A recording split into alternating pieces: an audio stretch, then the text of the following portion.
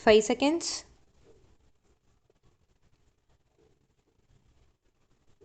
Comments.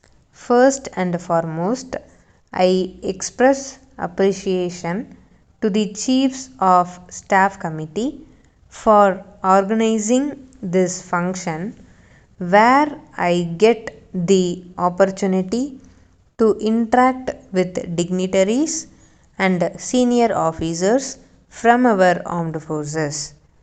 I am touched by the warm reception extended to me and the kind words said about me. 5 years ago, when I took over the office of the President, I consciously decided to meet our Jawans posted at the borders in difficult terrain and climatic conditions. In fact, my first visit outside Delhi after taking charge as Supreme Commander of Armed Forces was to Leh Ladakh in August 2017, where I interacted with the personnel of Ladakh Scouts battalions.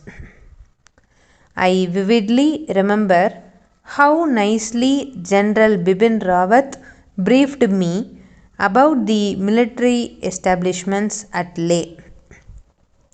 He was an extraordinary military leader and will forever be remembered for his exceptional service to the nation.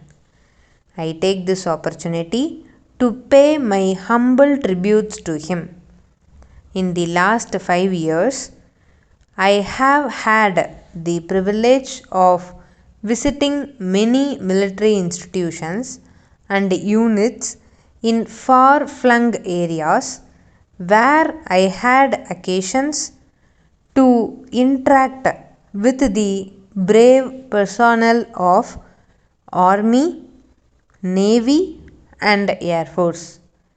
Their devotion to duty, their spirit of service before self, and commitment to the cause of national security inspires the entire country.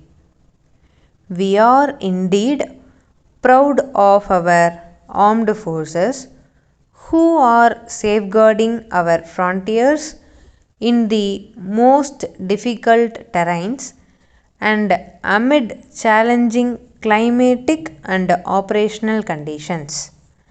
I feel a deep sense of pride in having served as the Supreme Commander of one of the most committed and competent armed forces in the world.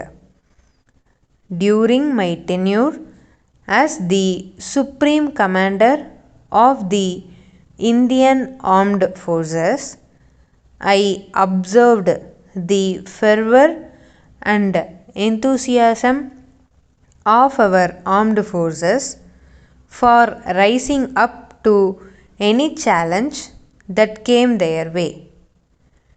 Be it disturbance due to insurgency or a natural calamity, our armed forces have always been at the forefront to deal with the situation.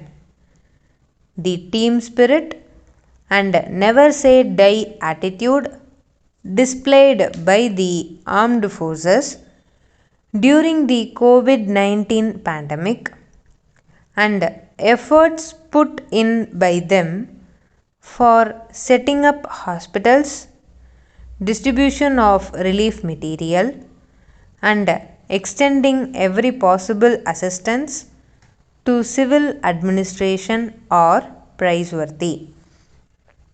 Their selfless efforts during several disaster management operations have also been commendable.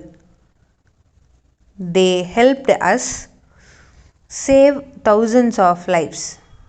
I am sure the armed forces would continue to strive forward and excel in all their endeavors.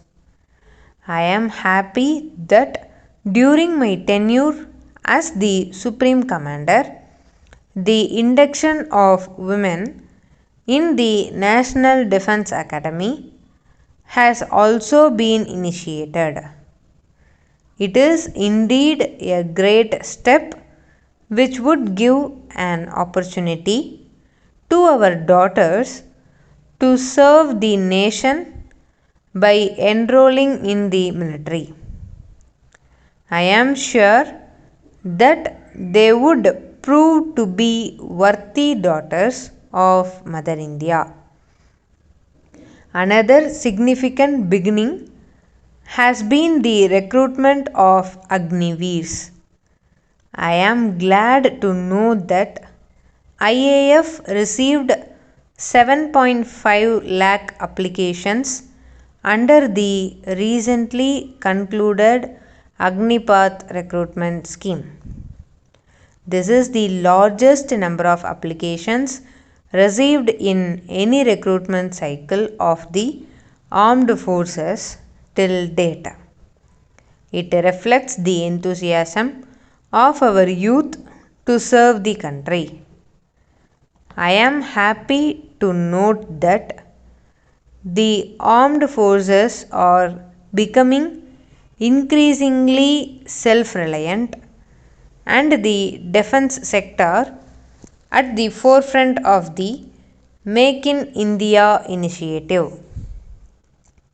The development of indigenous manufacturing capabilities is an impressive contribution to the making of an Atmanirbhar Bharat. The strides made towards modernization and indigenization are exemplary and oriented towards making them future ready. These achievements are in line with the wishes of my illustrious predecessor, Dr. APJ Abdul Kalam, whose passion for achieving self-reliance in the area of defense is well known.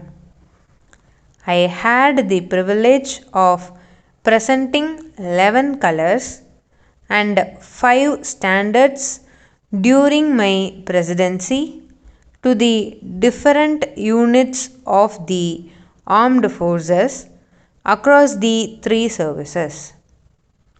Such presentations acknowledged exceptional natural service rendered by these units. On this occasion, I extend my warmest greetings to the entire armed forces fraternity and especially to the families who undoubtedly are strong pillars of support.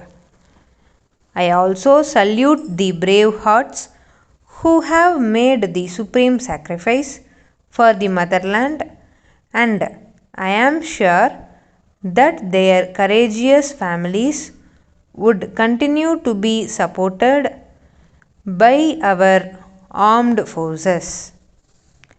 I once again thank you all and wish the armed forces of our nation continued glory and success in all professional endeavors. Thank you. Jai Hind.